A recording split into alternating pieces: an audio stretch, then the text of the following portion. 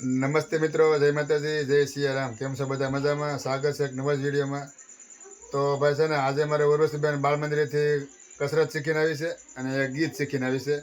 તો તમને હું બતાડું કેવી રીતને કસરત કરે છે અને કેવું ગીત ગાય છે. તો વિડીયોમાં બના રહેજો. અને તમે જો વિડીયોમાં પહેલી વખત આવ્યો હોય તો સબસ્ક્રાઈબ કરી નાખો અને મિત્રોને વિડીયો શેર કરી દો. તો ઉર્વશીબેનને કહી દઉં કે કસરત ચાલુ કરે અને ત્યાર પછી એક સરસ મજાનું ગીત ગાઈ નાખે.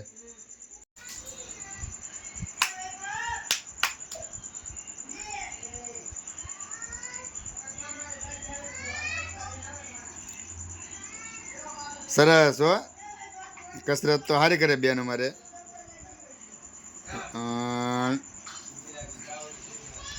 કેમ કરે છે તો? વાહ, સરસ.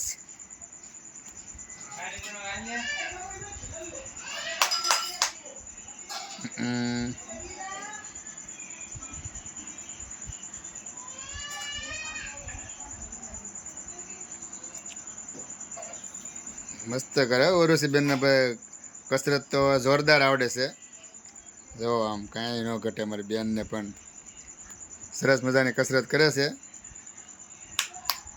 વાહ.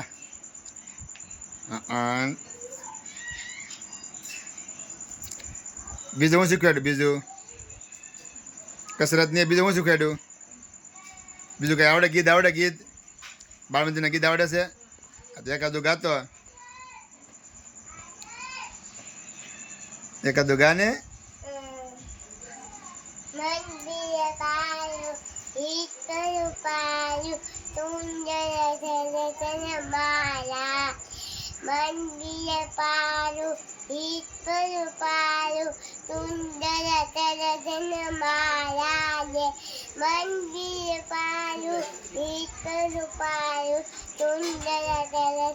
મારા. બીજું કઈ આવડે? હવે બીજું શું આવડે?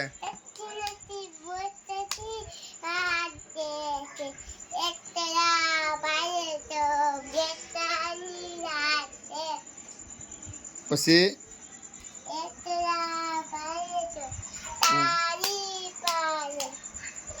પછી કઈ આવડે? બોલ. આ જે આવડે બધું બોલ ને કાલ.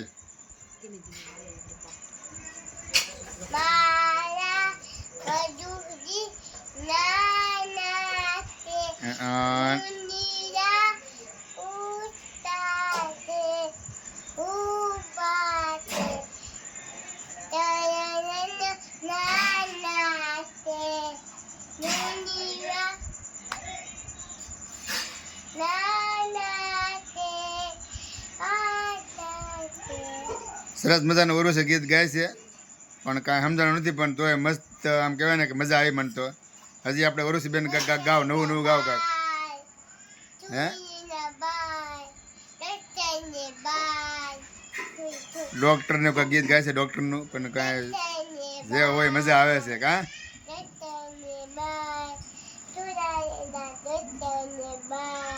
કેવા ડૉક્ટરને?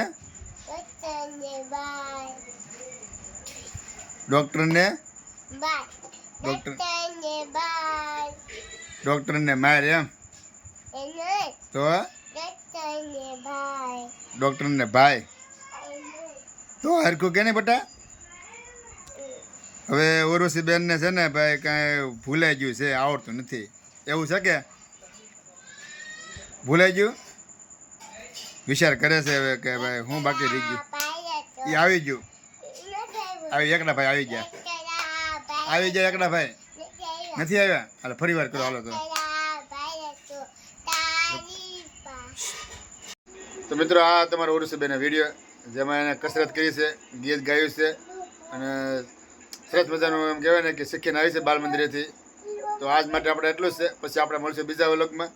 તો સ્વસ્થ રહો, મસ્ત રહો, જોતા રહો ગુજ્જુ હરી વ્લોગ્સ. બધાને જય શ્રી કૃષ્ણ.